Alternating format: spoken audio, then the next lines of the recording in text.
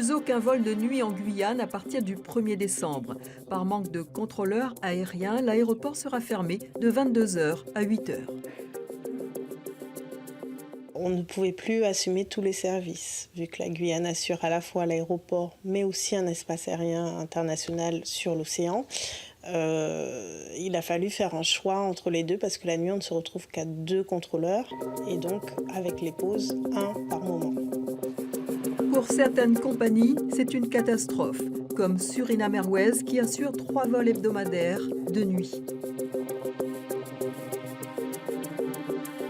Ça sera entre 800 et 1000 passagers qui seront impactés, donc soit sur Miami, en gros essentiellement, ou Belém.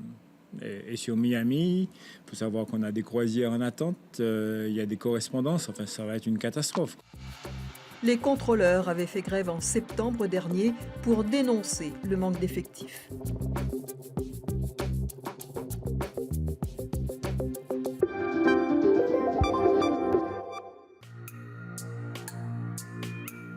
En Polynésie, 227 mineurs ont été victimes cette année de violences intrafamiliales. La moitié d'entre eux a subi des violences sexuelles. Sur des îles où tout le monde se connaît, les victimes hésitent à porter plainte.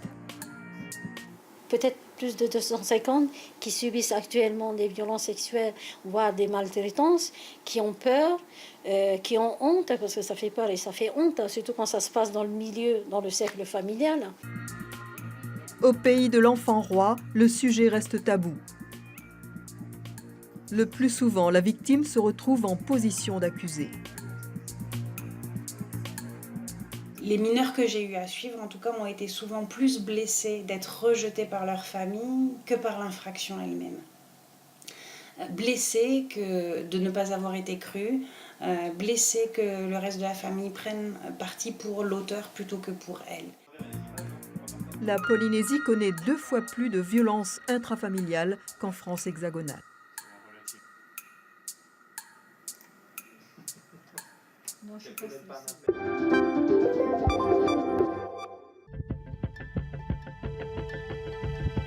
Et puis à Saint-Pierre-et-Miquelon, c'est la première fois que la frégate Forbin fait escale sur l'archipel. Une visite très appréciée des curieux. J'aime bien aller armée et puis quand je serai adulte, je serai dans la marine.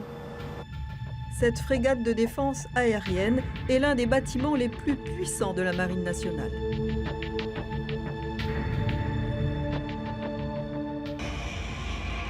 Ça nous sert à faire de la défense aérienne de zone, c'est-à-dire qu'on va tirer ce missile contre une menace aérienne qui peut être missile ou un avion, par exemple, qui arriverait à une vitesse très très élevée. Donc c'est un temps de réaction extrêmement rapide et ça permet de détruire la cible qu'on aura visée. Après un exercice à Norfolk, en Virginie, ce fleuron de la Royale regagnera son port d'attache à Toulon.